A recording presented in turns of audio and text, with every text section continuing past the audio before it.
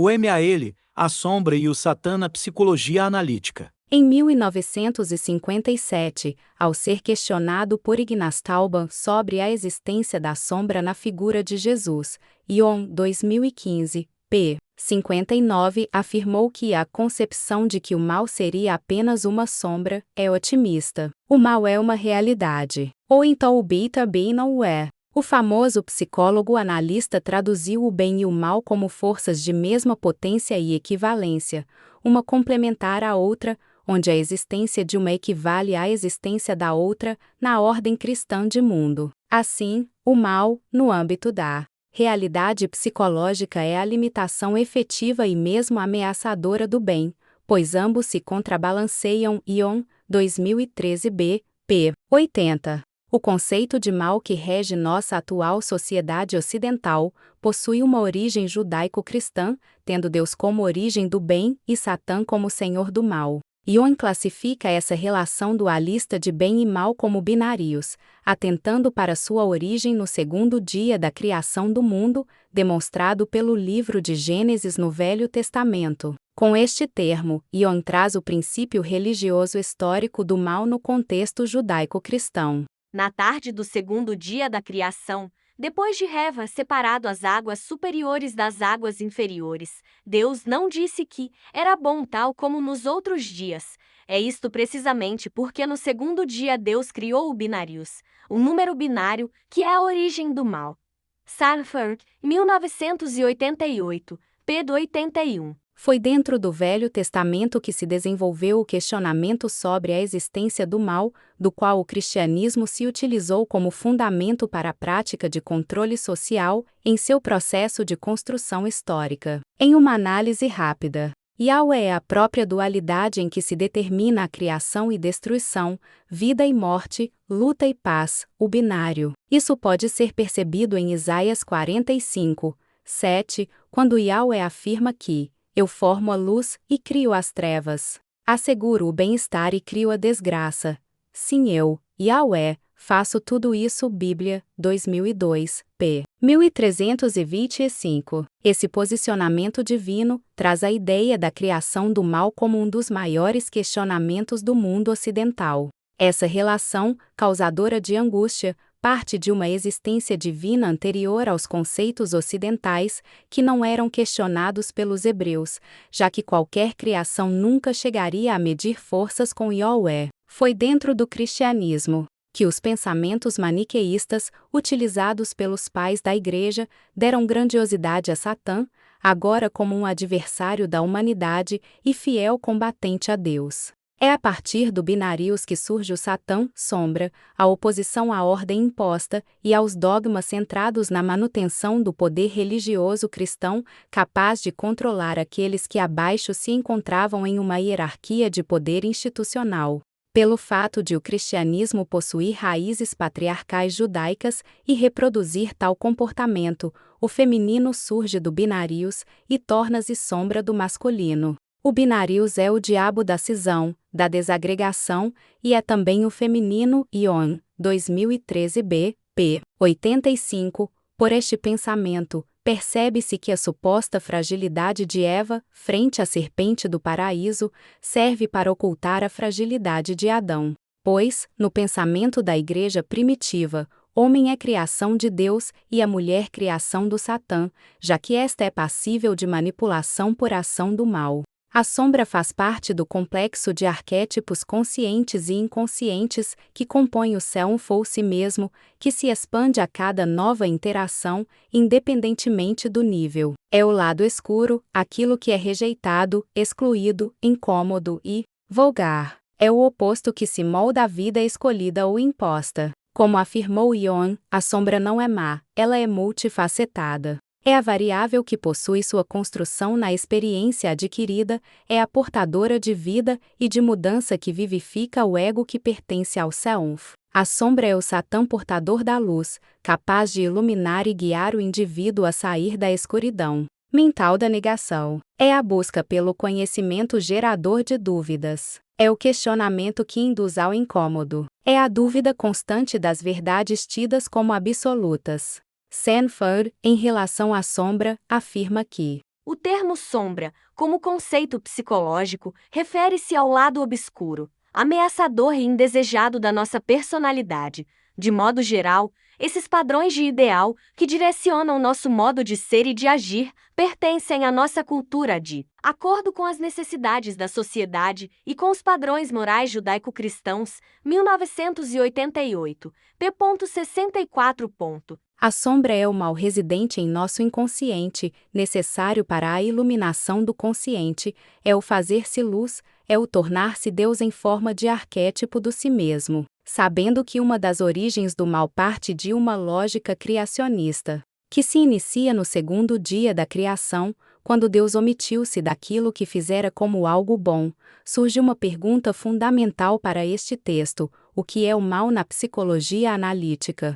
Compreende-se que o mal, aqui analisado, é a figura cristã de Satã, que pode ser traduzido como a sombra existente nos seres humanos. Em uma perspectiva reducionista, este mal se contrapõe força oposta e de mesma potência que é Deus si mesmo. Em nível íntimo, o Satã é o lado obscuro de Deus, necessário para o propósito divino existente, que é a salvação dos indivíduos, na forma de oposição da mentalidade religiosa cristã. Sanford, 1988, p. 157, nos diz que o diabo é onipresente, assim como o inconsciente também o é, porque ambos são nós, as negações de nossas escolhas conscientes. Assim, cada escolha consciente gera uma negação, uma sombra de mesmo peso dentro do inconsciente que busca o equilíbrio moral construído dentro do self como uma balança sagrada do submundo egípcio que pesa o coração humano contra a pluma de Maat. Para que a ação do mal tenha seu nível de influência reduzido, deve haver uma aproximação entre a sombra e o si mesmo com o intuito de sublimar o ego e promover uma consciência cada vez mais próxima ao uno, que é o resultado final do processo de individuação, porém inalcançável. Em seu todo, entende-se que a união entre a sombra e o si mesmo nunca será perfeita, pois aquilo que é tido como pecado dentro da estrutura moral cristã e que compõe o dualismo de relação entre Deus e Satã, jamais deixará de existir, tendo em vista que toda escolha gera, mesmo que inconsciente, uma oposição à realidade vivida, um novo ato tido como pecaminoso a cada nova ação. Trazer para si a sombra é afastar-se de Deus, é olhar o espelho e perceber que tu és a tua própria sombra e esta é a energia psíquica capaz de transformar o ego. Assim, o mal é o abismo satânico interno negado, capaz de chamar a atenção para aquilo que pode ser alterado como um mapa existencial que visa a cura particular das insanidades, energias psíquicas não redistribuídas internas, construídas e impostas por todo o período de existência e formação dentro de seu universo em constante expansão, conhecido como Self. Para manter uma existência psicologicamente estável com os padrões sociais, é necessário encontrar-se com a sombra para depois ir de encontro ao si mesmo. Ambos os processos são graduais, já que o tempo do Self é diferente da temporalidade do ego, que acredita ser senhor de si. A existência de Satã e de Deus começa na fala, no verbo proferido nos primeiros dias da criação, está no sentido trazido à tona pela palavra pronunciada. Contudo, nunca será expressado em sua essência, pois as palavras são apenas uma singela representação do conteúdo subjetivo daquele que a profere. Young 2012b, p. 11, afirmou que os enunciados religiosos são desta categoria. Todos eles se referem a objetos que é impossível constatar sob o ponto de vista físico. Nessa perspectiva, James Hillman 2010, p. 55, relatou sobre a necessidade de resgatar o aspecto anjo das palavras, sua essência, já que estas são as forças invisíveis que agem sobre nós na forma de mitologias, gênero, genealogias, história, etc. Assim como as palavras, o termo Deus, por exemplo, expressa uma imagem ou um conceito verbal que sofreu muitas mudanças ao longo de sua história e em 2012b, p. 11. A Imago Dei, comunidade e totalidade que se situam a um nível superior na escala de valores subjetivos, uma vez que não podemos distinguir os seus símbolos. Ion, 2013 a. p. 45-46, podem ser construídos pela troca verbal que desenvolve a abertura metafísica por meio da fala, que se baseia na subjetividade, que pode transcender a consciência, e se adaptar a princípios e arquétipos do período temporal, que são construídos a todo instante, pois são enunciados da alma que ultrapassam os limites do pensar comum que transcendem a consciência. Jung trata esses enunciados da alma como entes, que são os arquétipos do inconsciente coletivo, que produzem representações sob a forma de temas mitológicos. São fenômenos que escapam ao nosso arbítrio dotados de leis próprias. Jung, 2012 bytes, 0. O pecado original, em uma de suas interpretações, surgiu a partir da indução da serpente primordial do paraíso, o demônio feminino mesopotâmico conhecido como um Enlil, que buscava a alteração material e psicológica da lógica religiosa patriarcal que era estabelecida na ação feminina, sendo tratada como primeira esposa de Adão no Talmud 2008, p. 41. De acordo com Barbara Black-Coutuve, 2017, p. 15. As origens de Lilith ocultam-se num tempo anterior ao próprio tempo. Ela surgiu do caos. Embora exista muitos mitos acerca de seus primórdios, Lilith aparece nitidamente em todos eles, como uma força contrária, um fator de equilíbrio, um peso contraposto à bondade de Deus, porém de igual grandeza. Satã como sombra do cristianismo é a ordem negada, a oposição aos mandamentos bíblicos e às virtudes morais decretadas pela Igreja cristã. Sem Satã, não há a noção de oposição cristã fundamental para a demonstração efetiva do lado positivo e negativo necessários para a suposta existência de livre-arbítrio, que dá ao ego a falsa noção de liberdade e o faz acreditar que é livre e capaz de escolhas. Como cita Jung 2003, p. 82-83, infelizmente o ser humano se sobreestima a este respeito, pensa que é livre para escolher entre o bem e o mal. O conceito de livre-arbítrio, estipulado pelo cristianismo, utiliza a possibilidade de escolha para impor o proibido e a punição como forma de controle que somente existe dentro das próprias regras estipuladas como verdades por esta instituição. Como explicita Carl Jung 2013 a. p. 10, o eu possui o livre-arbítrio como se afirma, mas dentro dos limites do campo da consciência. Acreditar em um Deus criador faz parte de uma construção histórica e psicológica que se perpetua desde o Homo neandertal. Já o acreditar na figura de Satã como oposição a um Deus criador é uma ação histórica mais recente que foi inserida em nossa sociedade ocidental a partir do Novo Testamento, que herdou o dualismo persa. De Ahura Mazda e Arimã. Para Jung 2003, p. 82. O pecado é uma faceta do mal e sempre será aquilo que não se deve praticar. Somente a morte é capaz de pôr fim ao ciclo do pecado, pois enquanto existir o ser humano haverá pecado. Os únicos seres, com características humanas, que habitaram a terra e não pecaram foram Jesus e Maria, já que estes não nasceram com o pecado original e dessa forma então são deuses, ou anjos ou algo nesse sentido. 2015, p. 57. Evitando totalidades, Jung 2015, p. 57-61 não nega a existência de pessoas decentes, mas estes vivenciam tempos infinitos de escuridão e de distância de Deus. No sentido cristão, na forma de oposição ao ser humano, Satã possui liberdade absoluta por ser o primeiro filho de Deus. Dessa forma, o diabo é autônomo, não pode estar submetido ao poder de Deus, pois senão não teria condições de ser o adversário de Cristo. Ion, 2013b, p. 81 E o mal é sempre aquilo que não se deve praticar, como se sabe. Mas infelizmente o ser humano se sobreestima a este respeito, pensa que é livre para escolher entre o bem e o mal. Ion, 2003, p. 82-83. A representação do mal, que surge no segundo dia da criação, é a existência opositora a Deus, em mesma potência, em forma de sombra, que se tornará arquétipo pela permanência da mentalidade humana. Ion relata que o diabo, como adversário de Cristo, deveria ocupar uma posição antinômica e ser também um filho de Deus. Isto nos levaria diretamente a certas concepções gnósticas, segundo as quais o diabo se chamava Sataneu, era o primeiro filho de Deus e Cristo o segundo.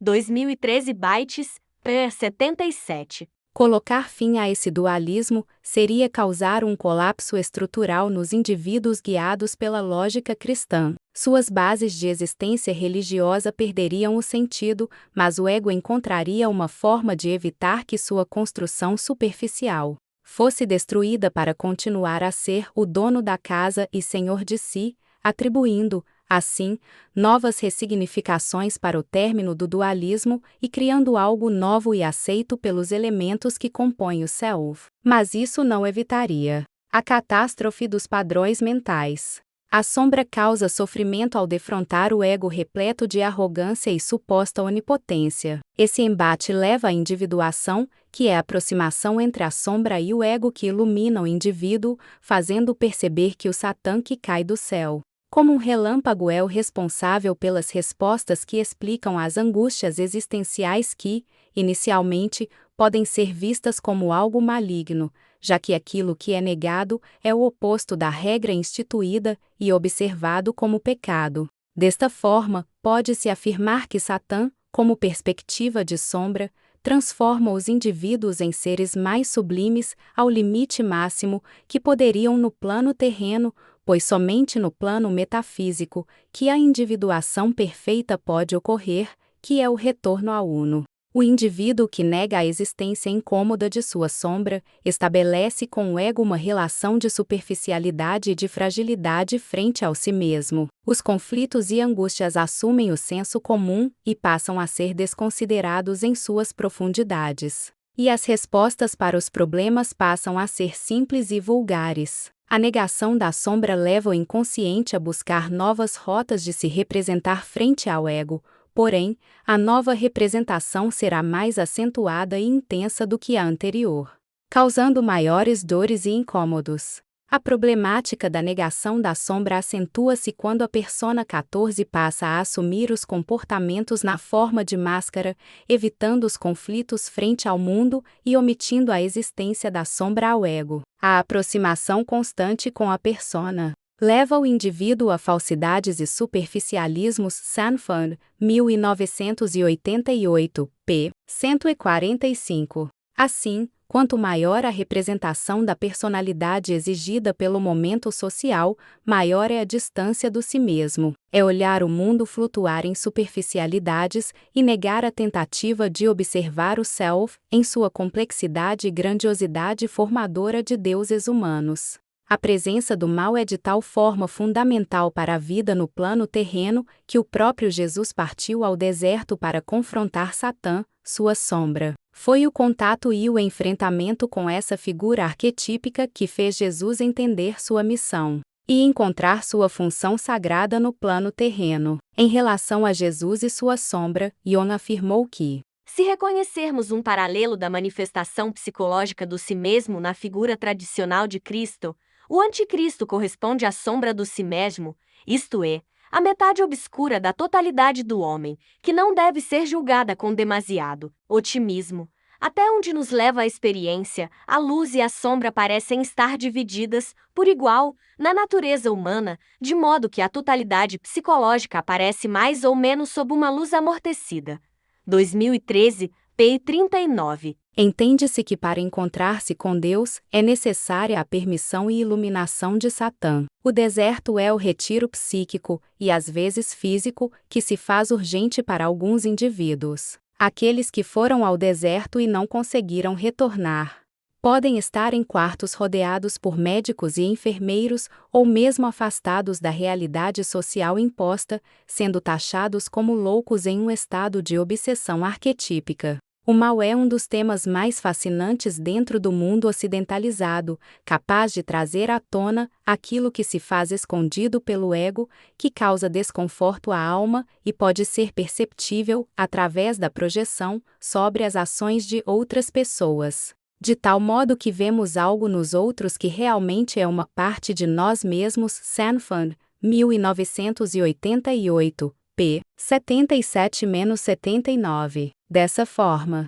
na maioria das vezes, as pessoas começam a descobrir o caminho para a consciência apenas quando se deparam com alguma forma de mal. O mal é uma necessidade para que se ocorra a individualização do mal que faz as coisas acontecerem, e esta é a razão pela qual ficamos todos por ele fascinados. Sanford, 1988, p. 53. Na perspectiva religiosa sobre o mal, Sanford, 1988, p. 162-168, afirma que, até hoje não temos uma declaração definitiva sobre a natureza do mal nos credos cristãos. A Igreja Cristã elaborou algumas teorias sobre como o mal poderia ser vencido no plano terreno. A primeira é a teoria do resgate, afirmando que a alma do homem estava corrompida desde o Éden e, por isso, Deus ofereceu seu Filho, Jesus, como sacrifício.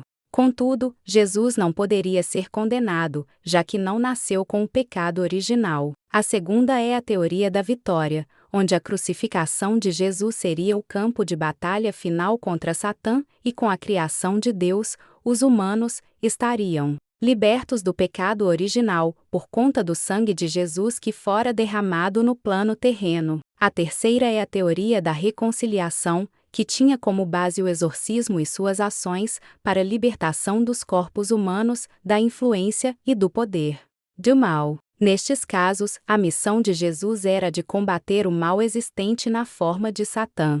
Outra teoria religiosa cristã sobre a existência do mal é a Privative Bonin, que parte da premissa de que só o bem possui substância. O mal não teria substância própria, mas uma existência apenas no sentido de diminuição do bem. Sanford, 1988, p. 169. Esse pressuposto avança a partir de Santo Agostinho, com a ideia de que o mal é a privação do bem. Em relação à insubstancialidade do mal na Privative Bonin, Ion 2013b, p. 75, alega que, a um mal aparente, só se pode contrapor um bem igualmente aparente, e um mal não substancial só pode ser anulado por um bem igualmente não substancial. Em termos gerais, para Ion é o mal que traz a existência do bem, sem um não há o outro, de tal forma que a própria simbologia de totalidade do bem em Cristo necessita de uma oposição para ser perceptível aos sentidos humanos. Assim, o símbolo de Cristo folha em relação à totalidade no sentido psicológico moderno, já que não inclui o lado obscuro das coisas, mas o exclui especificamente na forma de um oponente luciferiano. A figura dogmática de Cristo é tão excelsa e sem mácula que tudo mais fica obscurecido diante de sua presença. Na realidade, ela é tão unilateralmente perfeita que exige um complemento psíquico, isto é, o anticristo, a fim de equilibrar a balança. JUNG, 2013a, p. 38-40. A teoria religiosa sobre a existência do mal mais adequada para as análises futuras deste texto será a Apocatástases de Orígenes de Alexandria, na qual Deus permitiu a existência de Satã, já que, em sua percepção, os indivíduos precisariam lutar contra o mal para alcançar o desenvolvimento espiritual e chegar a Deus. O próprio Satã era parte do plano de Deus, e o mal deixaria de existir, por não ser mais necessário a evolução metafísica coletiva. Ao final dos tempos, Satã conseguirá sua redenção e seu papel frente à humanidade terá sido cumprido, que é a elevação do espírito humano, para que retorne e se unifique em uno. O diabo como sombra no plano individual, ou arquétipo do mal no plano coletivo, torna-se o grande salvador das almas pecadoras, já que o plano terreno se tornou seu reino quando foi expulso do céu como forma de punição. Ou será o plano terreno uma espécie de troféu, tratado como reino por ter sido, Lúcifer, a única criação, até então, a questionar Deus e por isso ter sido escolhido como força necessária para a salvação dos indivíduos. Tal poderio pode ser observado em Lucas 4, 6-7, quando Satã oferta seu reino a Jesus no momento de provação. E disse-lhe: Eu te darei todo esse poder com a glória destes reinos, porque ela me foi entregue, e eu dou a quem eu quiser. Por isso, se te prostrares diante de mim, toda ela será tua. Bíblia, 2002, p. 1794. Essa potência terrena de Satã foi retratada por Henry Ansgaw Kellen ao declarar que, assim, vemos que Satã é o governante do mundo, pois todos os seus reinos lhe foram dados. Quem os deu a ele? Só há uma resposta possível: Deus. Ou seja, devemos assumir que Satã é de alguma maneira o vigário geral de Deus na Terra. 2008, p. 116-117. Nesta perspectiva de análise junguiana, quem é o Salvador terreno, Jesus ou Satã? Em Lucas 10:18, quando afirmado que até os demônios se submetem ao nome de Jesus, este afirmou: Eu vi Satanás caindo do céu como um relâmpago. A presença de Satã é de tamanha potência, esclarecimento e iluminação, que este nunca quis sobrepor a figura de Deus, apenas buscou o equilíbrio, a semelhança e a igualdade, como descrito em Isaías 14, 12-14. Como caístes do céu, ó estrela do amanhã, filho da alva? Como foste lançado por terra, tu que debilitava as nações? Tu dizias no teu coração: Eu subirei ao céu, acima das estrelas de Deus, exaltarei o meu trono, e no monte da congregação me assentarei, nas extremidades do norte, subirei acima das mais altas nuvens, e serei semelhante ao Altíssimo.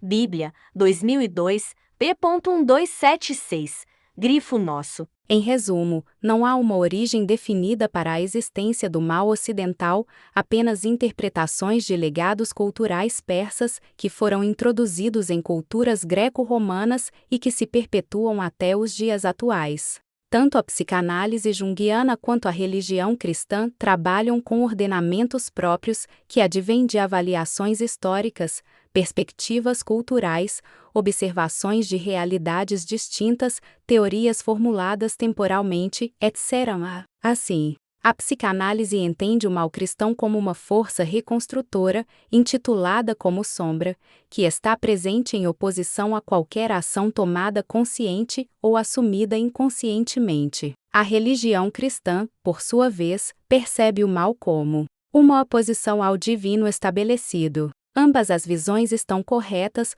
pois o mal na figura de Satã só atinge o ser humano, que se percebe como parte do plano de um Criador, colocando-se à mercê de regras visíveis, invisíveis e, muitas das vezes, incompreensíveis ou como ações que são negadas nos contratos culturalmente instituídos. Forçando uma certa liberdade de escrita, a redenção de Satã é a redenção da sombra. Assim, a salvação cristã de Satã é a salvação cristã da alma humana. Como escreveu Goethe certa vez: Pois bem, quem és então? Sou parte da energia que sempre o mal pretende e que o bem sempre cria. Goethe, 2016, p. 139. Majestade Satânica, A Redenção do Mal em Goethe, Saramago e Gaiman. Jonatas Alexandre Lima de Oliveira.